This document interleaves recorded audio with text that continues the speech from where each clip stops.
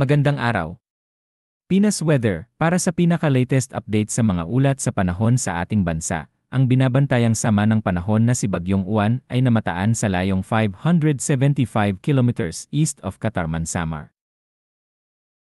Ang Bagyong Uwan ay patuloy at mabilis ang paglakas habang unti-unting lumalapit sa kalupaan ng bansa. Ito ay kumikilos pa west-northwest sa bilis na 30 kilometers per hour at sa ngayon ay mayroon siyang maximum sustained winds na 150 kilometers per hour malapit sa sentro at pagbugso ng hangin na umaabot hanggang 185 kilometers per hour.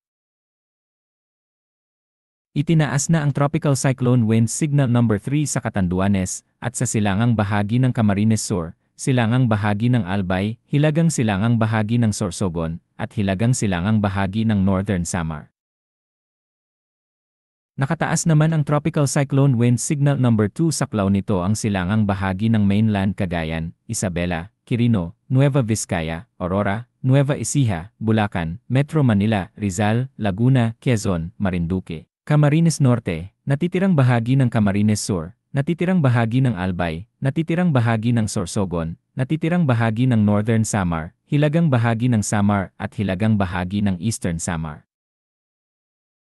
Nakataas naman ang signal number 1 sa Batanes, natitirang bahagi ng Cagayan, kasama ang Babuyan Island, Apayao, Abra, Kalinga, Mountain Province, Ifugao, Benguet, Ilocos Norte, Ilocos Sur, La Union, Pangasinan, Tarlac, Pampanga, Zambales, Bataan, Cavite, Batangas, natitirang bahagi ng Masbate, Romblon, Oriental Mindoro, Occidental Mindoro, kasama ang Lubang Island, Calamian Island at Cuyo Islands, kasama rin dito ang natitirang bahagi ng Samar at Eastern Samar, Biliran, Southern Leyte, Bohol, hilaga at gitnang bahagi ng Cebu, kasama ang Bantayan at Camotes Island, hilagang bahagi ng Negros Occidental, Guimaras, Iloilo, Capiz, Aklan, Antique, Dinagat Island, Surigao del Norte, hilagang bahagi ng Agusan del Norte, at hilagang bahagi ng Surigao del Sur.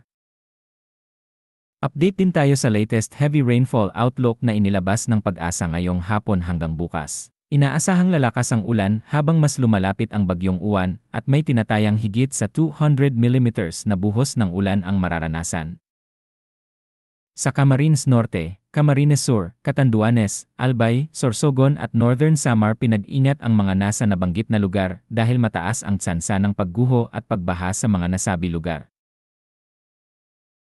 Asahan naman ang nasa 100 mm hanggang 200 mm na buhos ng ulan sa bayan ng Aurora, Laguna, Quezon, Marinduque, Masbate, Samar, Eastern Samar at Biliran. Habang nasa 50 to 100 mm na ulan naman ang papatak sa Cagayan, Isabela, Nueva Vizcaya, Apayao, Kalinga, Mountain Province, Ifugao, Nueva Ecija, Pampanga, Bulacan, Bataan, Metro Manila, Cavite, Batangas, Rizal, Occidental Mindoro, Oriental Mindoro, Romblon at Leyte, bukas hanggang sa Lunes ng hapon ay inaasahan ang peak ng ulan para sa malaking bahagi ng Northern at Central Luzon, posibleng higit sa 200 mm ang maranasan sa Quezon, Isabela, Quirino, Nueva Vizcaya, Apayao, Kalinga, Abra,